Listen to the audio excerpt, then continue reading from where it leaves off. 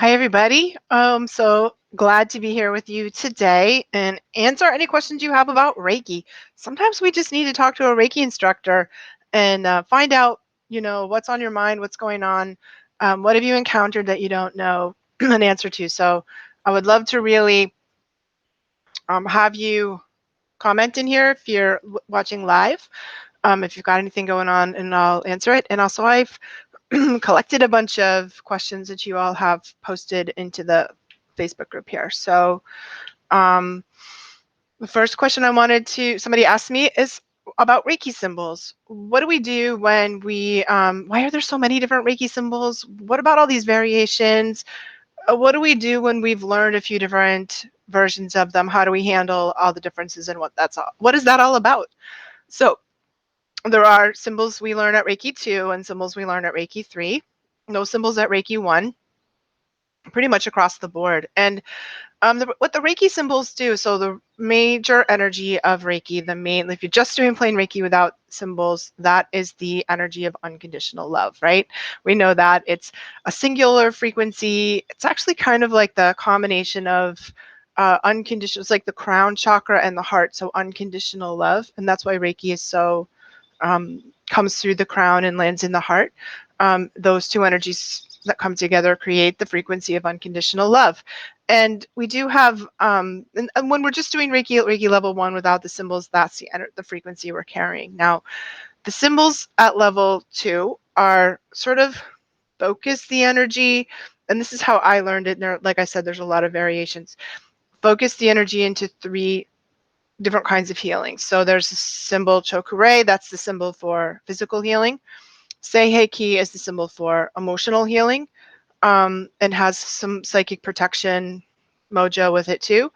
Hanshizei Shonen is the symbol for long distance healing, but also the way that I learned it, mental healing. So we have physical healing, emotional healing, mental healing, and those are the 3 energies that we need to bring about a deeper level of healing at Reiki 2.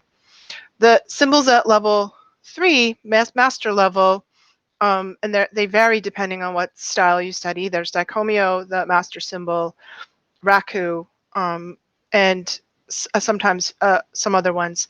The master symbol is the one that's used for attunements, and for a long time wasn't used in anything other than an attunement, but in the past, I don't know, 20 years or so, people started using it as in the middle of Reiki healings because it's a very powerful symbol for healing. It means like align your energy with divine source, and when we do that, we bring about sort of spiritual healing. And then there's the symbol Raku, which is we use to open chakras when we do attunements, and sometimes open chakras for other healing reasons. So um, now there are a lot of reasons why there's different symbols, and I can tell you that symbols are like a key that helps you open to a specific frequency. And the traditional Usui symbols were written on scrolls in the Buddhist temple that Usui Sensei worked in. He studied a form of Buddhism called Tendai Buddhism, and these symbols were written on the wall. They were used, you would stare at the symbols sort of to bring a shift in your consciousness by looking at them, and you would chant them over and over again as a mantra, which would also help align your energy. And it wasn't until people really started working with Reiki as a healing that people use them in healings and use them to do attunements. So that's as far as I can tell the origin. And if you really are interested in the life and the story of Usui and wants a very well researched look at that, I enjoy the work of Frans Stina from Holland, who has really done a deep dive into studying Usui Sensei and the way that he taught Reiki. He's written some really great books about it, and he's a cool guy, I think. But and so if you want to go into the details of how Usui Sensei used the symbols, I would look into those resources.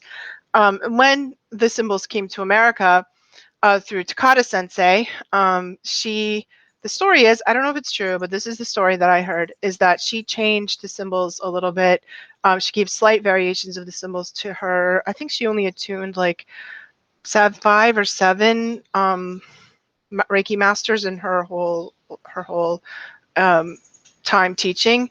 And she varied the symbols a little bit, so each master got a slightly different version. So I think so she could follow the like who they were teaching and sort of create sublineages inside her lineage. And so right from the get-go, there were variations. And also back then, there it was not encouraged that you write the symbols down. They were passed oral tradition, and they're complicated. They're Hanjise Shonen has 22 or 24 strokes, depending on which version you have.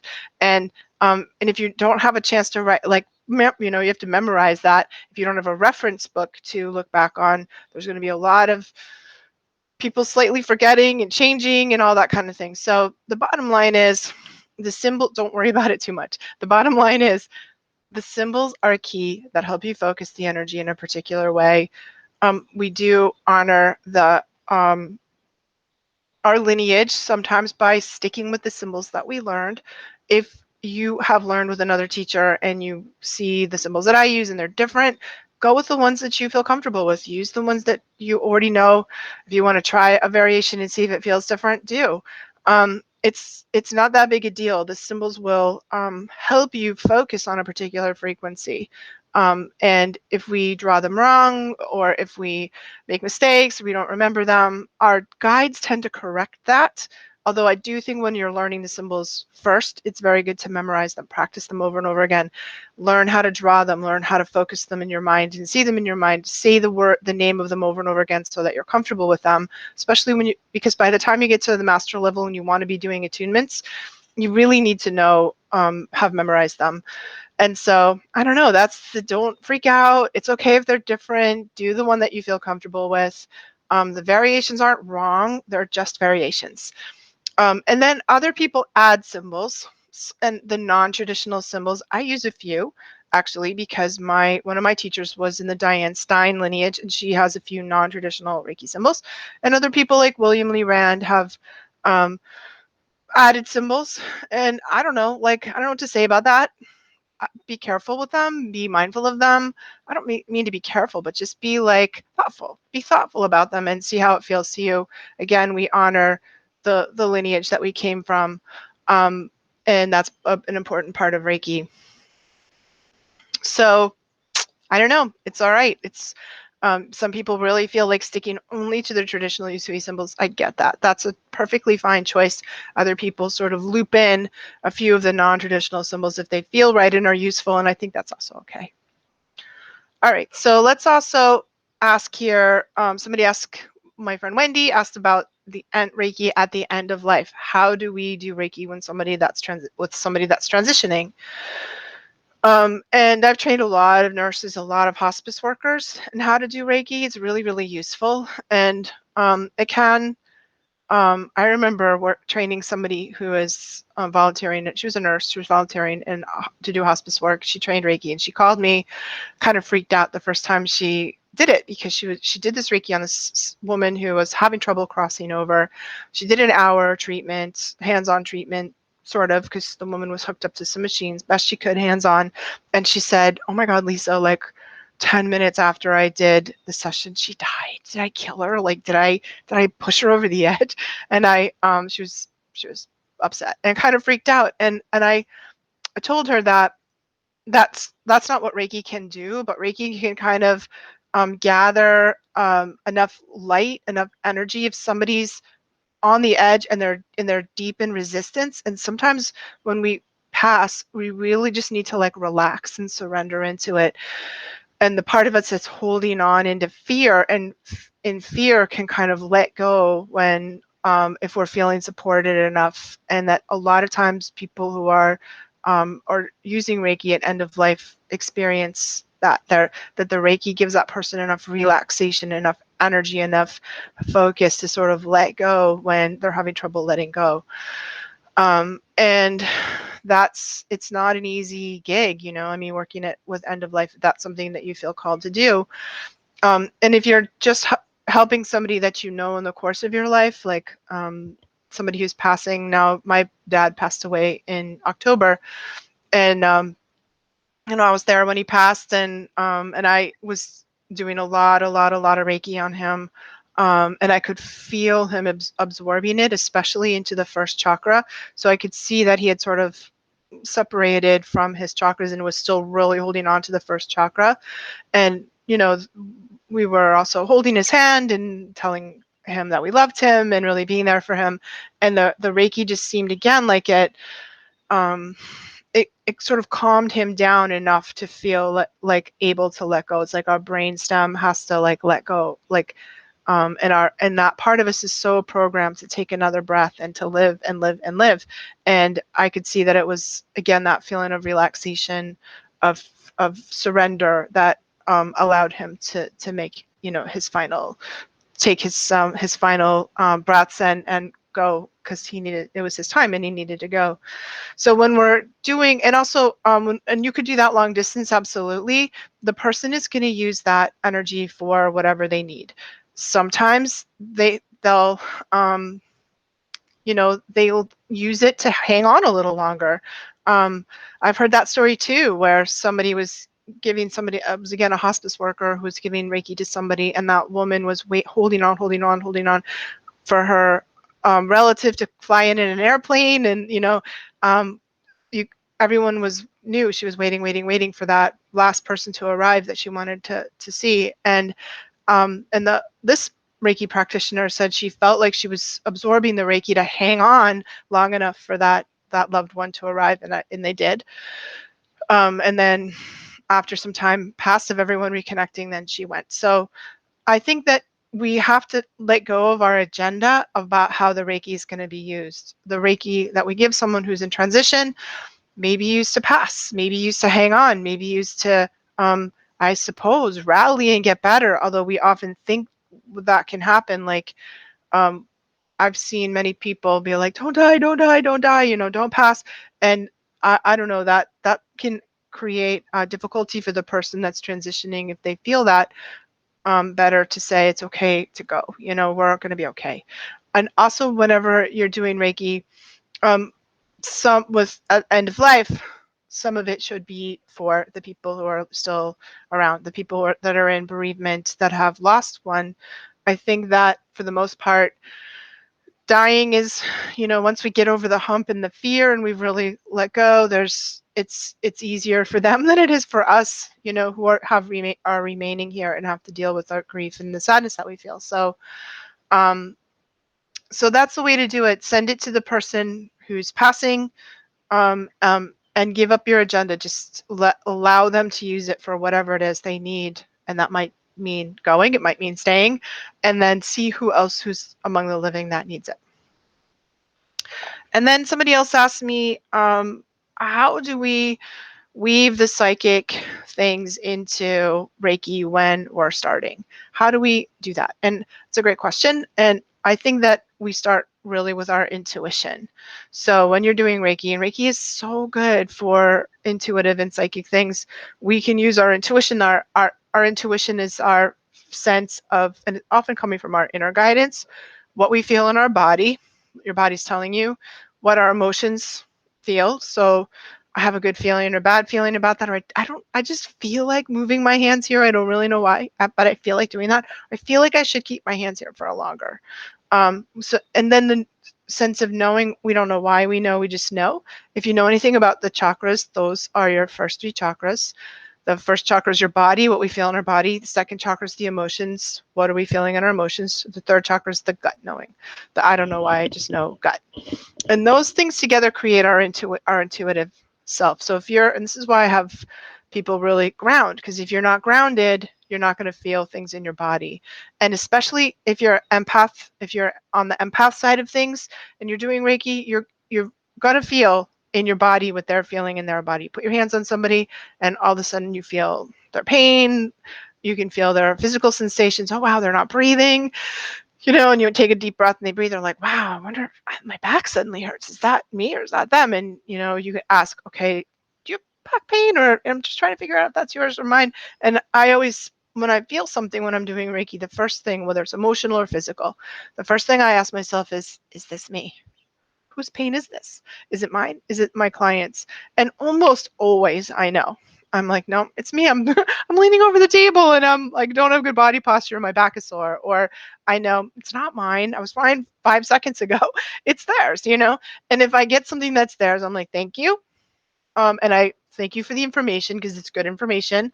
And I kind of flush it down the grounding cord and let it go because we don't want to hold on to it for more than the 10 seconds you need to identify what it is. Then let it go.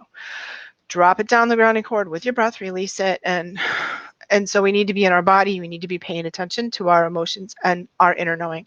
So the the big things there are to pay attention, notice, um like don't push it aside. Oh, my back hurts, like I'm going to ignore that. Like we need to like dial into what were our intuitive senses there, on those channels, and see what we get.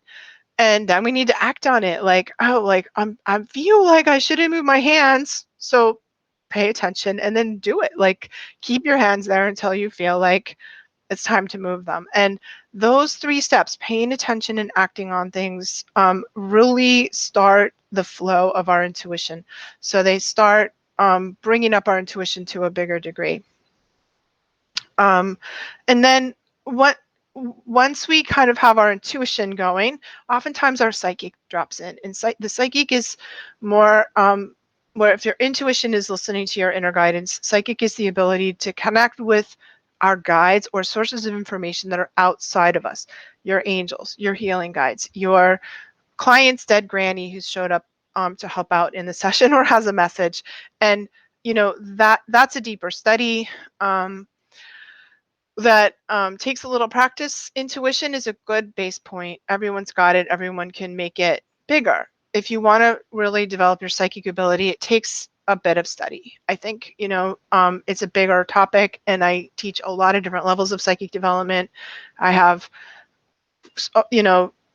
at home ones programs you can do that are very affordable. I have sort of mid-range programs that are videos that you can do. It's called Awakening Your Psychic Ability. Check that one out. And then I have a very in-depth 3-month training program called Mastering Your Psychic Ability, where we just go hard for 3 months, and on really bringing up your psychic to its full potential.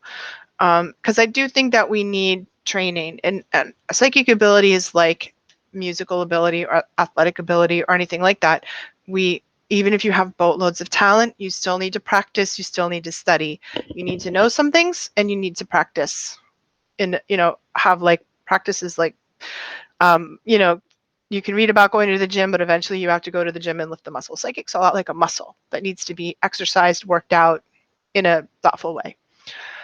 So that's the basic download that I can give you on how to, how to strengthen the psychic part. Relax, don't freak out about it, be open to it. One of the things that I really like, that I recommend my psychic students do, is start a journal, a psychic journal, that you are going to start recording your dreams in. If you pull cards in there. If you, whatever signs, omens, hits you get during Reiki, put it in your journal, because we tend to get a lot of information that we forget. You could get a hit, an intuitive, like, oh my God, on Monday, and by Wednesday you've totally forgot about it. And then when it actually happens on Friday, it's gone. So if you write it down, you'll be like, when it happens on Friday, you'll be like, I knew that was going to happen because I wrote it in my journal and I remember. So whatever we pay attention to grows, and I think the journal can be really, really helpful for bringing that up. Okay, so hi, Wendy. Wendy's asking, is it a thing for people's fingertips to go numb when their third eye is engaged? That's not one that I've heard before. That's an interesting one.